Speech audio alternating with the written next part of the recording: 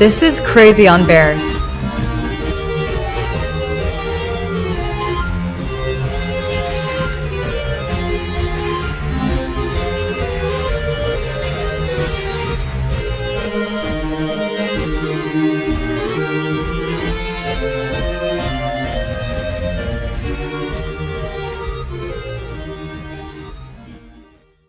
It feels like the whole conversation around the Chicago Bears has shifted. We're not talking about a rebuild anymore, are we? It feels like they're right on the edge of being a real contender. Absolutely. The optimism is palpable, and a huge part of that is how they're starting the season. But man, they are getting thrown right into the fire.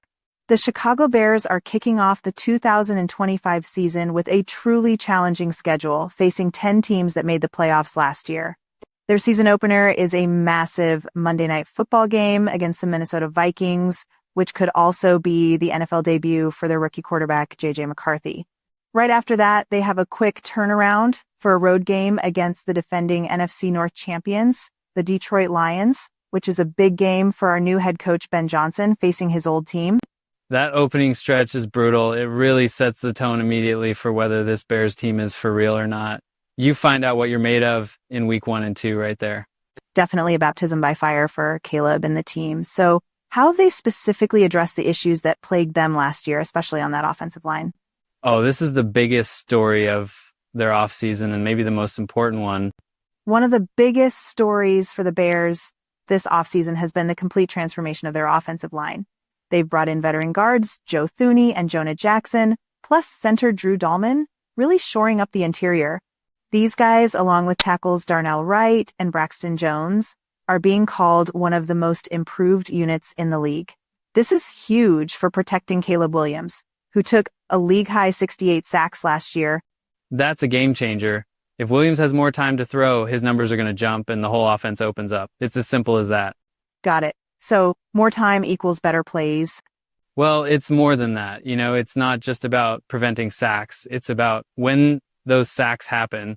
Last year, so many came on crucial third downs or in the red zone, just killing drives and momentum. Giving Caleb a clean pocket in those situations could easily turn 3-and-outs into first downs or even game-winning drives.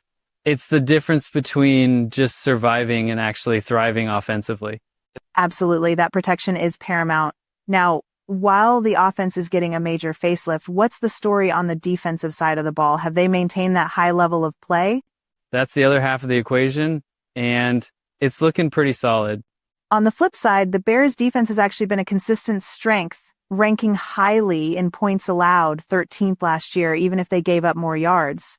They've also added Grady Jarrett and Deo Odingbo to the defensive line, which should really help with the pass rush and stopping the run.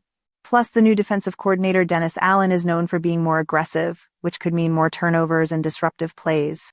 That defensive foundation is crucial. If the offense can just be average, this defense has shown it can keep them in games. Adding that aggression could be the spark they need for more takeaways, which just gives that shiny new offense more chances. So, we've got an improved offense and a defense looking to get even more aggressive. But the real question is, how does all of this stack up against the rest of the NFC North? And what's the overall outlook for a deep playoff run? That's where it gets interesting because the division is a monster.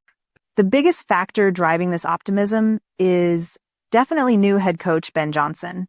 He's known as an offensive genius from his success with the Detroit Lions, and the expectation is he'll really unlock Caleb Williams' potential. I mean, some analysts are projecting Caleb could be the first Bears QB to throw for over 40 yards. But the NFC North is incredibly tough. The Lions are still favored, and you've got the Vikings and Packers with strong quarterbacks. To even think about a deep playoff run, the Bears probably need to be at least 500 within the division. Johnson's offensive mind is the key. If he can make that unit hum and the defense plays like they have, they can absolutely compete in that division. It's about execution now. Right? It's one thing on paper, another on the field. It's fascinating how much the division plays into it. The Bears have made significant upgrades, but so have their rivals. It's not just about the Bears getting better, it's about them closing the gap against teams that are already established. That 500 divisional record isn't just a stat, it's the gateway to tie breakers and home playoff games, which are massive in the postseason. Absolutely, it all comes down to execution and winning those crucial divisional games. This has been Crazy on Bears.